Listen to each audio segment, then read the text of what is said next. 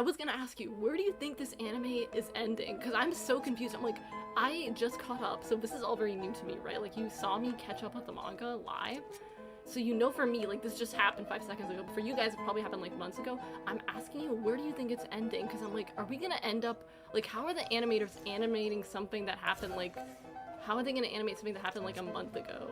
You know what I mean? Like, or like, you know what I mean? How are they able to do that? That's kind of crazy if they are. But other than that, I'm just excited. If we're really getting new information in Bungo, in terms of like new content that's not in the manga yet, I'm hyped, honestly. Scared, but hyped.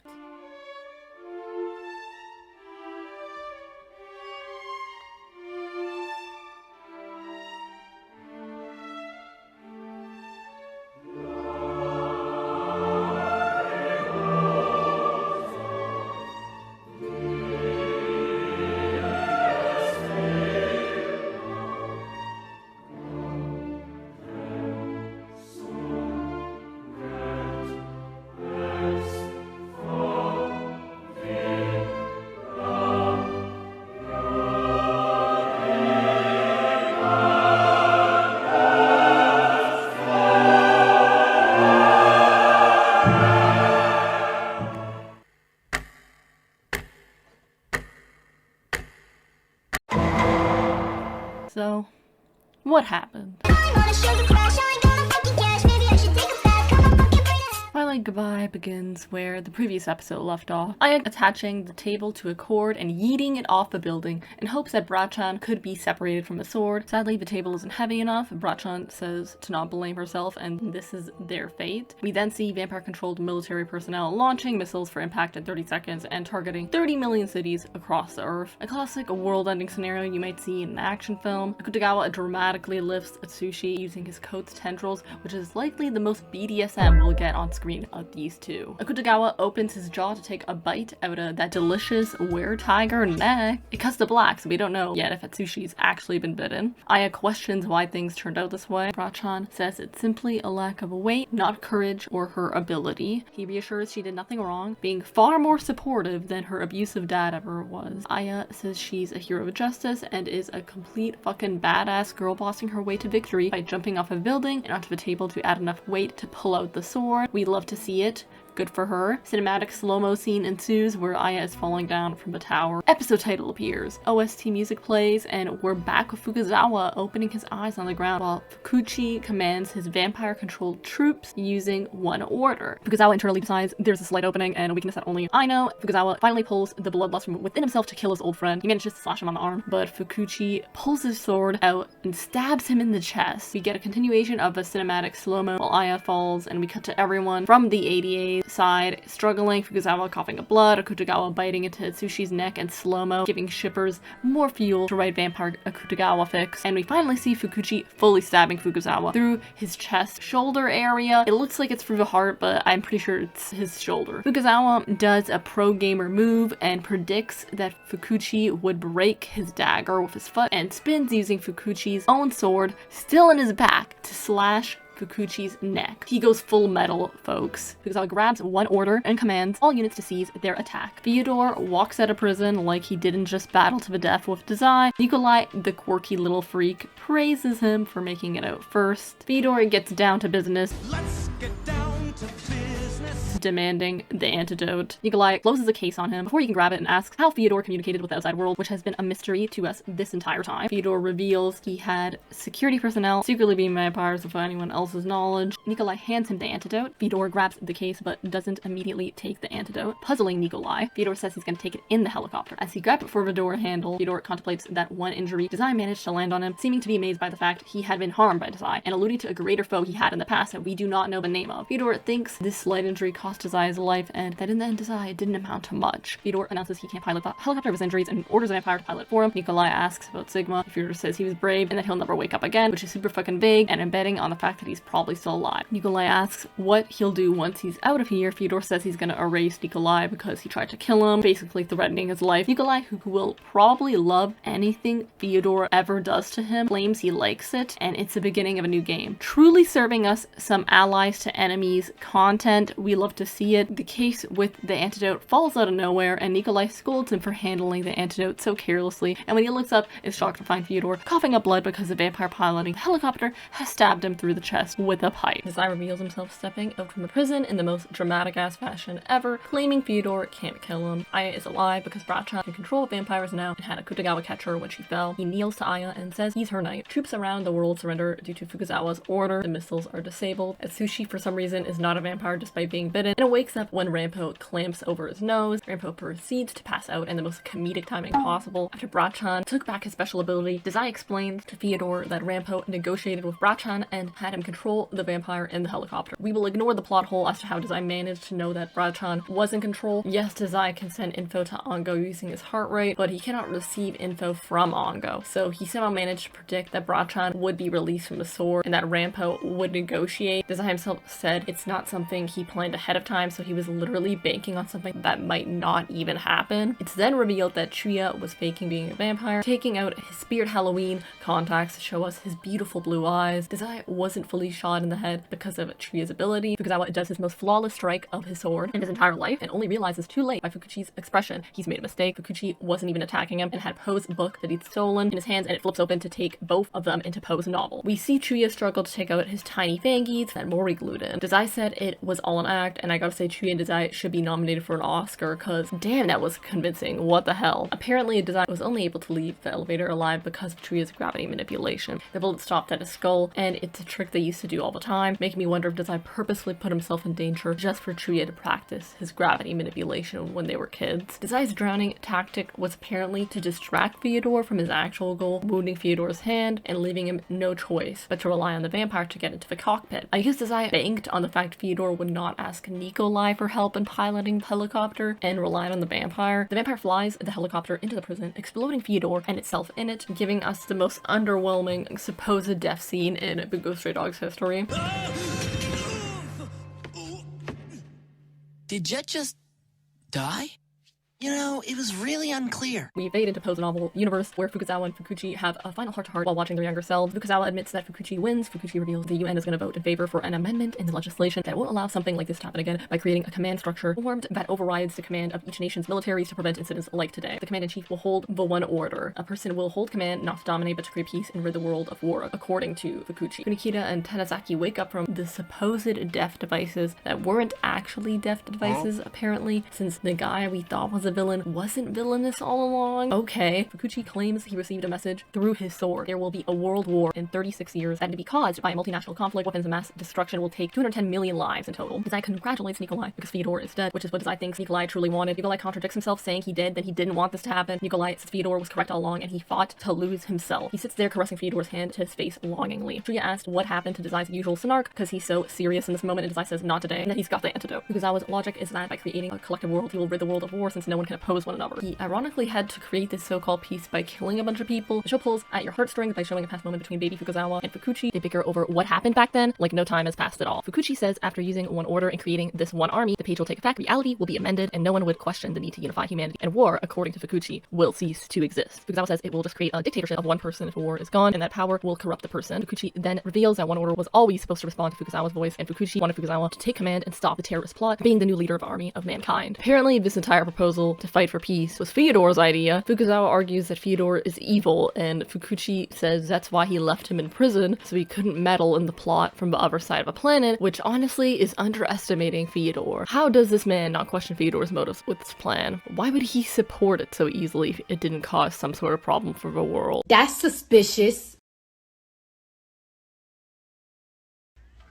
That's weird. Anyways, Fukuchi demands Fukuzawa become the commander because it's the only way to save an agency and rid them of their crime by defeating the true terrorist Fukuchi. He says you have to choose between his life or the ADA's future. Fukuzawa grabs the sword and they transport back to reality. Fukuzawa, at the moment he's supposed to cut Fukuchi's head off, recalls a fond moment of the past where Fukuchi proudly exclaimed how he'd wish for world peace if he was given one wish. Fukuzawa drops the sword, apologizing to him that he cannot kill him. Fukuchi says it is fine and he expected this. Teruko stabs him from behind, and Fukuchi apologizes for telling her to do this. She's upset because he knows how she feels about him, alluding to her one-sided love for him. She places the sword in Fukuzawa's hand and says the story is that Fukuzawa killed him, not her. Fukuchi calls for Fukuzawa in his dying moments, and Fukuzawa catches him. Teruko tells Atsushi to stay away and looks back at Fukuzawa and Fukuchi in a way that implies she knows Fukuchi is in love with Fukuzawa to an extent and wants to be with him in his final moments. Fukuzawa finally tells him to rest up and asks if there was no other way. He lets out a loud cry as his best friend dies in his arms. We get shots of everyone who's alive and standing: Kunikita, Tensaki, Kenshi, and Techo, Aya and Brahmachan, Kyoka and Lucy, the government guy who was a fanboy of Fukuchi for some reason, and Rampo shows up with finality saying Fukuchi did all this shit on purpose so that Fukuzawa was forced to be the commander of one order and would not be able to destroy it like he'd initially had done, because then Fukuchi's sacrifice would be for nothing, which is so stupid, but I guess that's what people do for those they love. We get a 2 hours later text screen and Atsushi is thrown into a truck by some furry or yukai powered up version of Fukuchi with his special blue sword that has apparently become evil in 2 hours, floating in the sky, and strikes Atsushi a second time. Atsushi blocks with his arms but is saved by Kudogawa with a whole new night costume, getting brand new drip while Atsushi is stuck wearing the same boring clothes from season 1. Kudogawa is no longer a vampire due to his eye's appearance and the lack of wrinkles under his eyes design. As an audience, we assume design nullified the vampire ability so that all the vampire turned people are back to being human again. Kudogawa says the two of them are concluding the story started by Fukuchi, implying this has to do with the book and that in all likelihood Fyodor's plan, the reusing the page that he proposed to Fukuchi, didn't cause peace at all but led to more destruction. Atsushi asks if they'll be enough and Kudogawa rhetorically asks if they'll need any more people. Atsushi smiles fondly and the two jump in to attack together. We get a to be continued text, and that is the end of the episode. So in hindsight, how was I? After all of that? At first, sure, I was excited because I just watched the finale I was dying to see and essentially saw the content that wasn't even out in the manga yet, which is a super big deal. Of course, there'd be some excitement and elation within that circumstance. The one thing I kept consistently doing after watching this episode was convincing myself that there's positives and it's not that bad, which you could probably see through my shitposting on Twitter. I made jokes to distract from the complicated feelings I had about this finale. I was trying to logically break down why I wasn't moved or blown away by this, especially when it came to Fukuchi's whole motivation, which kind of had me going,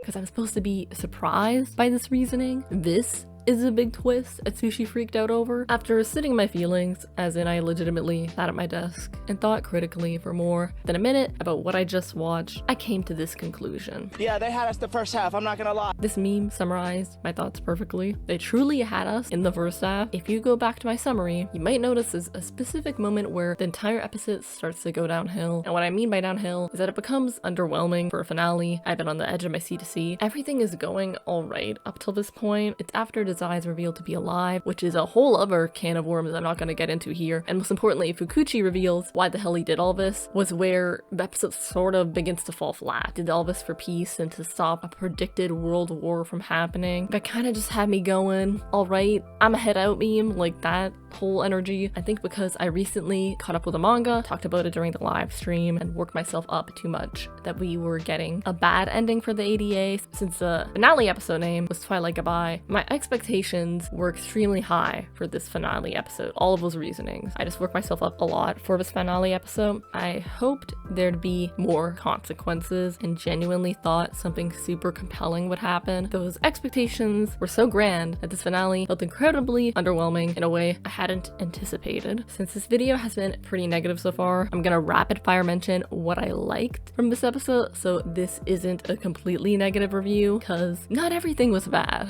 I genuinely don't think everything was bad. What I liked in no particular order: the inherent tension of Akutagawa's bite in slow-mo, Fukuzawa coming in clutch, holy shit, the spin where he cuts Fukuchi's throat. Also, how is that man not dead yet? These body mods the hunting dogs go through are ridiculous. Fukuzawa pulling off this crazy ass move and also managing to grab one order immediately afterwards. Aya being a badass hero who saves the world from complete destruction. Brachan promising to be her knight, and dear god, do I hope he gets her away from her terrible father. The music that plays while everything is going to shit in slow motion. The entire tension in the beginning of the episode that just builds and builds. Nikolai being hyped, Fyodor 1 and being goofy, that was cute. Nikolai being sassy and withholding the antidote to get the details the audience has been dying to know, that was cool. Fyodor revealing info that he faced some other foe, that was more impressive than Dazai in the past. We don't know who he's talking about in this context, unless he means Fukuchi, since he's super OP as a fighter, but I seriously doubt that. I think that he actually had some like old foe in the past that he's like haunted over or something. And since it doesn't seem that Fyodor ages very much, it could be like super far back in the past.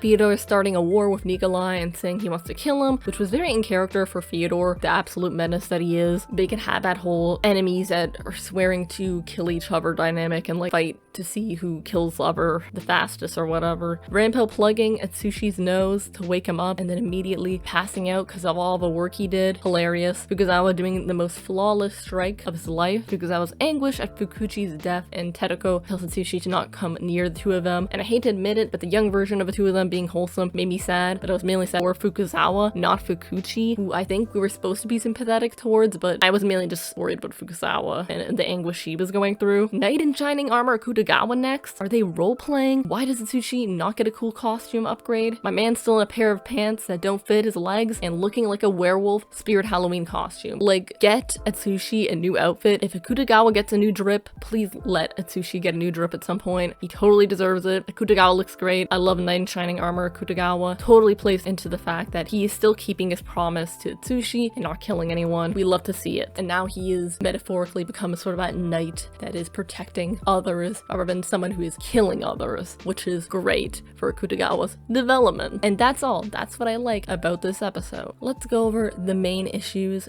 going from the bigger issues to the smaller issues. Kunikita blew up. We thought he was dead. Somehow, he's still alive. Yosono was discovered by the hunting dogs and had a gun to her head, but still lived. Chuuya and Fyodor were teased to be dead, but somehow survived. Dazai was literally shot in the head and it was a part of a plan, and he lived. Tanizaki and Kunikita were hooked up to death devices and still lived. Cause whoops, the death devices weren't actually death devices. Oh my god, what a fucking twist. Fukuzawa was stabbed and injured by Fukuchi, but is still alive. Same for Kenji in his fight with Techo. Fyodor supposedly dies in the most underwhelming way possible, leaving the impression that this is clearly a fake death, because we still know nothing about this man, and at this point it's getting frustrating that we know nothing about this man that we're supposed to be super intimidated by and like understand by this point. Sigma might be dead, but I doubt he is, because Atsushi survived his rush of information and just passed out for a bit, so it's probably the same case for Sigma, where he's gonna pass out for a bit and then just wake up. Basically, the only for sure dead character was the antagonist of the season, Fukuchi, and maybe Fyodor, possibly, but probably not. The most glaring obvious issue for this finale, and probably this season as a whole, are the lack of lasting consequences on the characters. As in, there are no stakes in Bungou Stray Dogs, because no one in our main cast ever actually dies or suffers any consequences. The only real consequence is that Fukuzawa now has to deal with the burden of holding on to the one order, but even that is his own fault, because he can simply destroy it and get rid of that consequence, and since he can't do that due to his best friend's wishes, that's really the only big consequence of this season. Keeping his wish, that's it. No one is dead, the ADA is still okay and kicking, and the world isn't destroyed. The only ever possible consequence I could think is that perhaps a member of the ADA does still have to transfer to the Port Mafia, but besides that small consequence and Fukuzawa not being able to destroy one order, there isn't really a big consequence in terms of the overall hero side. Sure, we get the doom and gloom of 2 hours later, but the finale feels like this whole solution to this problem was so easy to fix, and not only was the solution of our main conflict wrapped up in this single episode, like this one finale episode, there was also zero consequences on the hero side after all of these possible death flags. The lack of severe consequences in this series takes away from any genuine worry we might be feeling as we watch the show, since we always know Dazai's plan will somehow work out in his favor. If the same everything is alright ending keeps happening, I'm gonna start to get uninterested going forward. Listen, Dazai's plan going perfectly made sense in the earlier seasons, but I think by this point in season 5, some shit has to hit the fan and actual issues need to happen that leave a lasting impression on us. In short, there were no big consequences. Going into this finale, I was thinking Fukuzawa might die and there'd be a rebuilding of the ADA. Since Kunikita had been previously set up to take over the ADA, it made the most narrative sense for him to die, but only Fukuchi, the antagonist of the season, is dead, and it all works out. Though we do know 2 hours later, Fukuchi is doing boss battle evil guy stuff, so I guess this is another case of a calm before the storm. Regardless of a 2 hours later thing though, the overall feel of this finale is that the consequences weren't there for our heroes. I gotta give it to the animators for actually making me feel bad by weaponizing the baby Fukuchi in these flashbacks, and also the general pain on Fukuzawa's face from all this traumatic stuff. Props to the artist for going for the heartstrings. Still, seeing the young versions of them didn't change my mind that Fukuchi's entire plan was underwhelming and silly. Like, I really was supposed to be shocked that the guy with trauma from the war was attacking the state because he wanted peace on Earth. I was underwhelmed. I thought the twist would be a lot bigger than Fukuchi wanting to end war itself. I mean, we already knew he hated what happened to his comrades in the war, so him wanting there to never be war again would be the obvious answer. Also, when the Decay of Angels said they wanted to destroy the state itself, I primarily thought they meant the military because of Fukuchi, so it didn't feel like much of a twist at all. Maybe because they just info dumped all of it at once, the reveal didn't feel that eye-opening for me. I thought the twist was going to be something I couldn't fathom happening. Obviously, I didn't predict the whole sword guessing a huge world war in the future part, but I mean, the main reasoning for Fukuchi acting like this to achieve peace on Earth was really obvious. I went to this episode expecting to be wowed by Fukuchi's motivations, and then I wasn't wowed. It was kind of a mediocre reasoning with a fancy prophecy speaking sword bullshit thrown onto it to justify it. When Fukuchi dies, I don't care or feel bad for him at all. If anything, I feel bad for Fukuzawa because of the trauma he's gonna have to live with after witnessing his best friend dying in his arms. I'm picky with twists like these where I prefer to be surprised, and if I'm not surprised and I predicted the twist, then the explanation for the motivation needs to be compelling enough for me to enjoy the plot. Fukuchi getting some prophecy from the special sword, which apparently it can do, okay sure, and Fyodor, the criminal leader, happened to have a plan that would help you save a world and create peace that you, Fukuchi, helped Fyodor complete, and it involved framing the agency. Make it make sense. You're really gonna trust this rat man with a plan like this and not second guess his potential motives? Did this man seriously not think what would happen after he kicked the bucket in this silly plan of his? And he says he was okay with Fyodor being a part of it because he was in prison, as if that actually stops him from like communicating to the outside world. When Fukuchi used the sword that was through Brachan, taking on his vampire ability, he controlled the vampires that Fyodor probably used to send messages to the outside and plan who knows what villainous shit. Why is he acting like the prison was 100% fail-safe for protecting them from Fyodor's plans? Especially considering that they found out there was like a mole within the government, like the whole government couldn't be trusted. You really think it's okay to just leave him in prison and that like it's 100% a fail-safe method? Yeah, sure. This plan is so underwhelming and silly, I cannot understand the logic of trusting Fyodor in the slightest, or why he would trust Fyodor, like at all. And on the topic of Fukuchi, did Fukuchi really guilt trip Fukuzawa into not destroying one order like he should do? Like, what the fuck? Fuck you, Fukuchi. I hate you. One of the top most annoying villains in this series. Glad he's gone at the end of the season. I guess that's a one pro end to the season, is that he's gone and dead, but still, like, fuck that guy. And it was entirely silly, this whole reasoning and plot. I don't know. It was super silly and underwhelming, and I cannot shake the fact that this twist did not leave any good lasting impressions on me. Overall, this is probably the second biggest issue of this finale.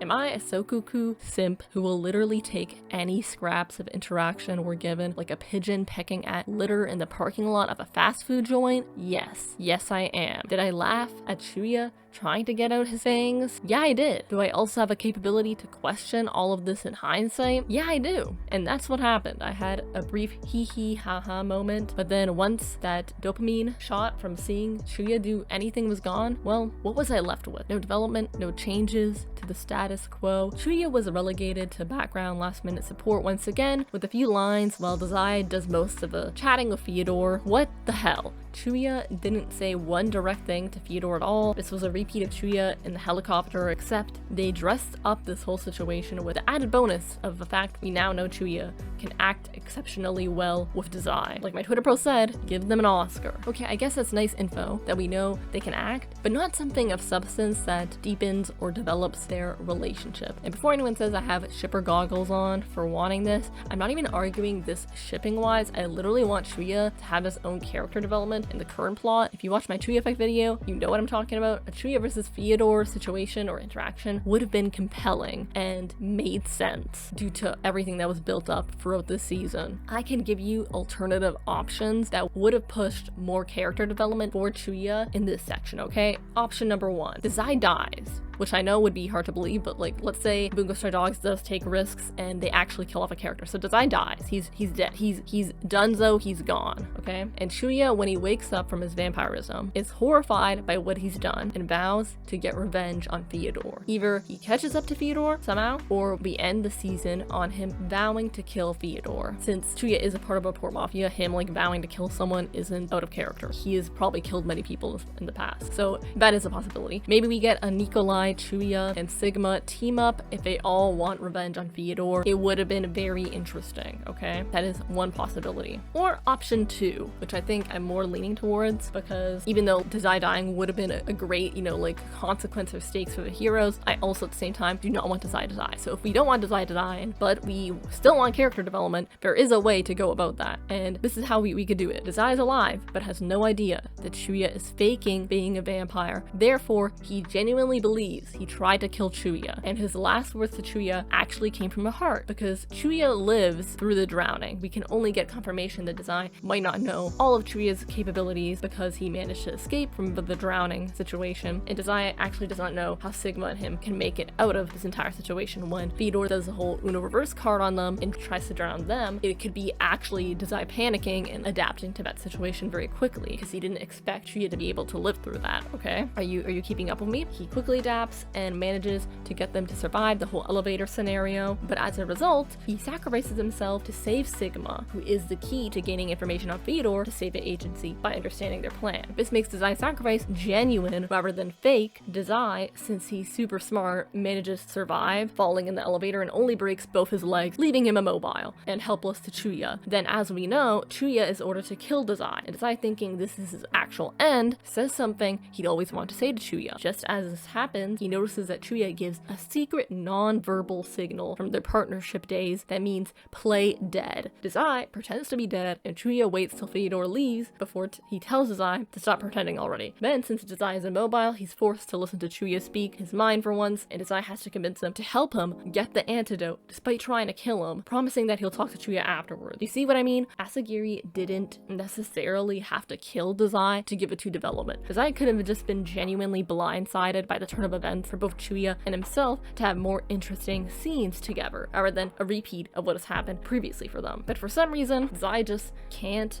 miss a mark in these plans, which makes it much harder for anything surprising for the audience to happen, since we always know that Dazai somehow accounted for this to happen and has adjusted his plan accordingly. This leaves us as an audience super underwhelmed, knowing that Dazai will always come out on top and nothing will ever surprise him or catch him off guard. He's just always the dude that turns out on top and knows where the plan will go, so he always comes out victorious. And that is the main issue with this whole scenario. It doesn't really leave any possible development for Dazai in terms of him failing to come up with a plan, or like not expecting the circumstance that he finds himself in and adapting accordingly, like on the fly. That would have been more interesting and far more compelling than what we were given, where like everything just happens to go directly according to his plan and everybody in the 88 is okay and he survives and him and Chuuya were just acting. It's just all too perfect. Basically, the series missed out on some compelling Sokuku development, and we really were robbed of it. I might just write a one-shot fic where the scenario I described just happens. So if you happen to see that on AO3, it's either me or someone whose mind thought up the exact same scenario,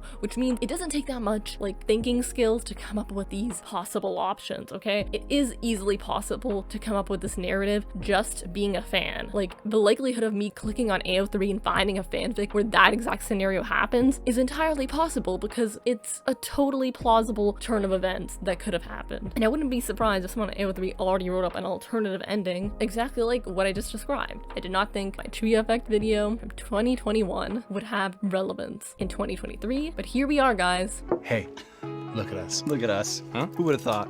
Not me. I don't want to repeat myself a bunch here, so I will put a card to my Chuuya effect video up here. Chuuya once again is used to help Dazai out of a sticky situation, barely says much. We don't get his personal thoughts on the world ending or any heart-to-heart with Dazai that could add something to their complicated ex-partner relationship. They kind of just stand there and talk super vaguely around each other. That's all that really happens. You're giving us nothing. Call Dazai out, Chuuya. Do something. Ask him more. Bring up Sigma. Do anything. But what do we get? No, they just talk super vaguely around each other without actually talking about anything substantial and just sort of talking around the issue over the talking about what they're trying to talk about. It's very weird. They're just kind of speaking super vaguely without saying anything specific or of relevance to what is going on in their current situation. In summary, Chuuya being relegated to comedic relief as he tries to pull out his fangs, while Dazai does all the intimidating and kills Fyodor. I was disappointed. I will admit Dazai deserves an Oscar though, as does Chuuya. Top tier performance. Genuinely thought he wanted to tell Chuuya those last words. Maybe it was actually coming from a place within him that he wanted to tell Chuuya something heartfelt and genuine for once, but that's me coping, guys. Surely, as the finale says, it was all an act. So none of that was genuine. Akutagawa and Atsushi didn't get a moment together after Akutagawa kept his promise to not kill anyone. Are they not even going to talk about all that? We didn't get to see the characters affected by vampirism stop being vampires once Dazai nullifies his sword ability. We see that Akutagawa's eyes are normal 2 hours later. He doesn't have the eye wrinkles that indicate he's still a vampire, that Brachan has transformed. Therefore, it's confirmed that Dazai has nullified Brachan's ability. I'm disappointed we didn't get to see the vampirification being nullified, especially for Akutagawa. Most importantly, Akutagawa dying for Atsushi wasn't expanded upon, which was a huge sacrifice of this season that was supposed to be meaningful, and they don't really talk to each other or talk about anything, so I'm hoping this nitpick turns out to be incorrect and the two actually do end up talking, and we'll just have to wait for it next season. And for manga readers, I'm hoping we just have to wait for the next few chapters that will be coming out where they expand on this. I don't know what we'll see, but I'm truly hoping they didn't leave this whole arc unfinished, because Akutagawa's sacrifice has to be talked about more. Oh my fucking god. Not just by Atsushi. Akutagawa's gotta acknowledge it too, okay? This is more of a tentative nitpick at most, and I'll be pissed if they don't expand on it going forward. Hello, bitches.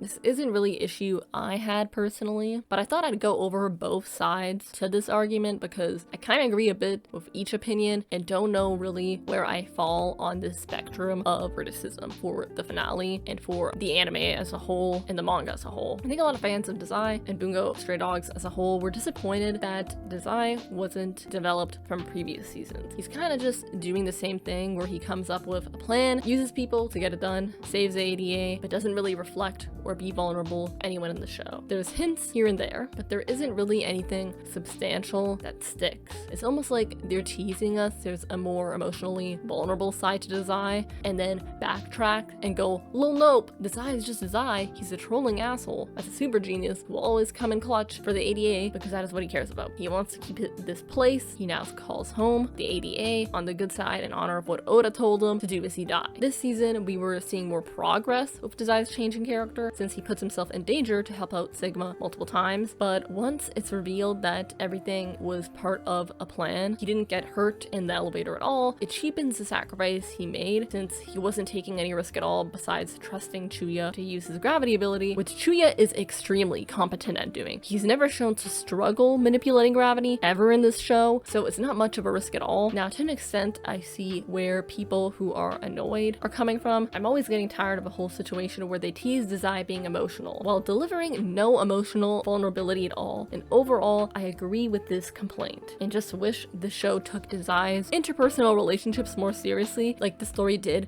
back in the Dark Era, especially with Oda and Bungo. At the same time, I can see the other side of the argument that disagrees with this complaint. I don't think Dazai has to necessarily exhibit his development in the cookie cutter way one might expect. I think it's okay if the author decides to take small steps as long as it's going somewhere and he isn't stagnant. Because a person isn't gonna change overnight, and it hasn't been that long since he joined the 88. It's only been what, like 2 years? A bit longer than 2 years. A guy who has done extreme acts of violence without blinking an eye isn't gonna do a complete 180-degree change in 2 years. That's not realistic. Maybe in 5 to 10 years, but not only 2 years. I don't see that big a problem with this because change is gradual. Do I think Dazai is an asshole for leaving Sigma there? Yes. Do I think it's in character for him to be an asshole occasionally? Yeah, it is. I don't think it's absolutely terrible writing choice that Dazai left Sigma behind in prison. He has left people behind before. He left Chuuya behind when they fought in season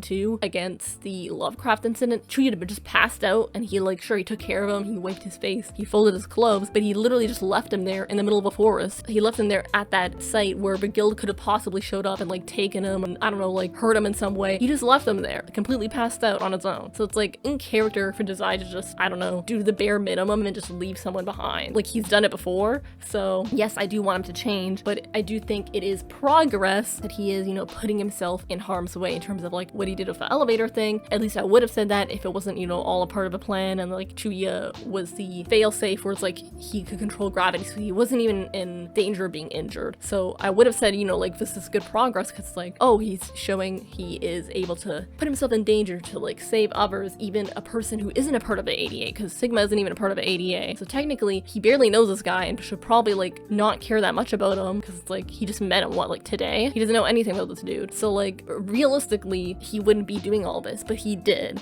So I just wish that there was a bit more impact in terms of Dazai's sacrifice, where it had value. He genuinely was sacrificing himself in some way for a person he just met in that day, where he was willing to put himself in danger because he had faith in Sigma's ability to be the person to help out the ADA, that he would be kind enough to do that on Dazai's behalf because Dazai was willing to put himself in danger to save Sigma's life. But this is all part of his plan. It was all part of some predetermined plan that he had of Chuuya, that he planned of Mori potentially, and that just cheapens his whole sacrifice. I don't think it's an absolutely terrible writing choice that Dazai left Sigma behind in prison. I can sympathize with fans who are annoyed that all of Dazai's vulnerability, especially when it came to Chuuya in these past episodes, is played off as unserious, simply acting, or a complete fucking joke. I 100% think that trope is annoying and needs to stop ASAP. Okay, I 100% agree with that complaint where it's why is all of Dazai's vulnerabilities and emotional scenes played off as a joke? I totally understand the complaint and the criticism in the writing of a series for that, because that is just, it needs to stop. Dazai being an asshole to people and only prioritizing the ADA over everything else shows us as an audience that he's still flawed, and there's still room for him to grow as a character and develop more empathy. Dazai isn't a 100% changed dude. He's incredibly flawed, and his treatment of Akutagawa proves this. The fact he hasn't cleared up Akutagawa's toxic perception of himself and his value to Dazai, that he's only valuable because of his ability. He has to prove himself in some way. He has to be physically valuable to Dazai to be worth his time. He has to have strength to be worth Dazai's time. He cannot just simply exist and have unconditional care and affection for Akutagawa. He needs to be super strong. He needs to be able to do all these things. He needs to come in clutch and help Atsushi and save a day and offer his life and do all these crazy things in order to impress Dazai or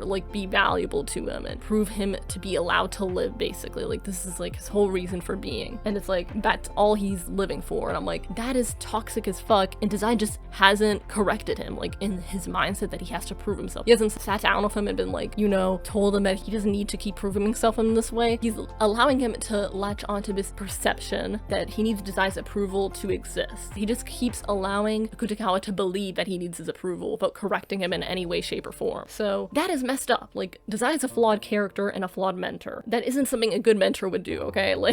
He isn't the best at being a mentor. In fact, he's kind of a mess of a mentor, and that's okay, because imperfect characters make this series enjoyable. And this is a reminder, these are all my personal opinions, and I can 100% understand the frustration fans are going through, that all of this feels like it's amounting to nothing. And truly, I do think Dazai deserves some sort of consequence for these actions. I will genuinely be pissed with Sigma if he just one-sidedly forgives Dazai after being abandoned without Dazai having to do any work at all. If he just blindly goes back to Dazai in the ADA, even though Dazai did not give a shit about his well-being and just left him in that prison, what the fuck? I would be so pissed. Sigma, please value yourself more. Treat yourself better. Or maybe like this entire scenario is a fake out, and Dazai and Chuuya go back to save Sigma, or maybe Chuuya, the absolute sweetheart that he is, goes to save Sigma and they bond over dealing with Dazai together. That is also a possibility. Either way, I wish Sigma the best, and he truly deserves everything after the shit he's been put through because of Fyodor. Also Nikolai for like involving him in the shit, and Dazai. Give my man a break and give Chuuya a break. In fact, give them an entire free vacation at this point to recover from the trauma that Asagiri keeps putting them through. That's enough of my rambling for this section. Reminder again that these are all my personal opinions. Feel free to throw tomatoes at me in the comments, and if you agree with me, send me some heart emojis. I will treasure the heart emojis and enjoy laughing at the tomatoes if you guys actually throw tomatoes at me in the comments. That would kind of be hilarious. Now I lay me down to sleep. The most hyped up villain, Fyodor having the most underwhelming character death. Folks, I'm joking. I don't think Fyodor is actually dead. This is only an issue I have with the finale. Fyodor is dead, and this is a big death scene they gave to us. Also, as a side note, I don't think Nikolai's character was properly explored enough. He's still very confusing to me, and I don't have a good read on him. I think that is sort of like the point of his character. He's supposed to be like unreadable, and you're like not sure what he's saying is true or not, but I do think they could have expanded on him a bit more. Same goes for Fyodor. I can't trust anything he says, and I'm waiting for a flashback for everything to start making sense for Fyodor and for me to properly understand his character, because at the moment he's just a villain that we don't have a complete picture of, and I want to have a complete picture so that I have a better grasp on his character by this point in the series. I want a better grasp of his character by season 5 of the series. Like, I wish that we knew a bit more about Fyodor, but we don't, and I'm still kind of annoyed that we don't. So please, I'm hoping for future, whether it's in like future manga chapters or whenever this anime is picked back up and we get a new season, that Fyodor is expanded upon more, because at this point I think we are consistently waiting for this development and it's not happening, and we are being kept in the dark about Fyodor's character and who he is in actuality. So I'm hoping it starts to make sense soon. This is more of a nitpick than an actual issue of the finale.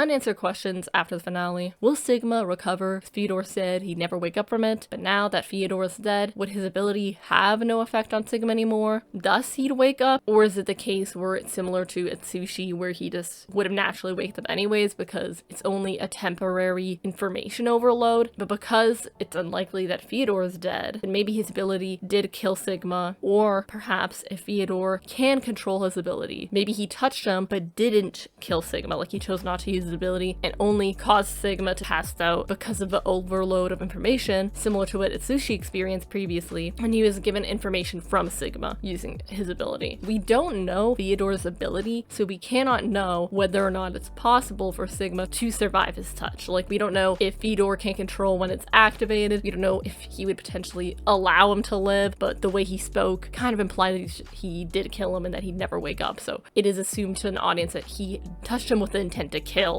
just as Sigma understood everything, and then we assume that he's dead, but it is unclear whether or not he is dead by the finale's end. So that is one question that we're left with at the end of the finale. More questions I have: what happened to the paper from a book? In the final steps of a plan, Mushi said, I just call him Mushi, but it's Mushi Taro. In the final steps of the plan, Mushi Taro, or Mushi, which I usually call him, said they would use the other side of the paper in the final phase of the plan. So they were saving the other side of the paper. Is that what the 3 hours later is showing, the results of the other side of a paper? Did Fukuchi have the paper on him so the ADA could possibly use it to fix things? And so the ADA, right in their innocence as they had planned, is it even necessary for the ADA to use the page anymore after Fukuchi used one order and the government guy knows Fukuchi tried to destroy the world? Or did Fyodor have a paper so it's currently missing? Fukuchi also mentioned the page would take effect when he uses one order and unites them into one army of mankind. So does that mean the other side of the page has already been written on, or does he expect Fukuzawa to write this on the page and finish the plan for him? As in, like, oh, once one order is finished and everything is like peaceful, then you complete the rest of the plan on the page for me. Like, did he intend for Fukuzawa to finish a plan for him with the page. Considering the paper from a book was the cause of AD's demise, it's kind of wild that literally everyone forgot about it and we haven't talked about it much after this whole vampire scenario. Obviously, I doubt Rampo has forgotten about it, so it'll probably come up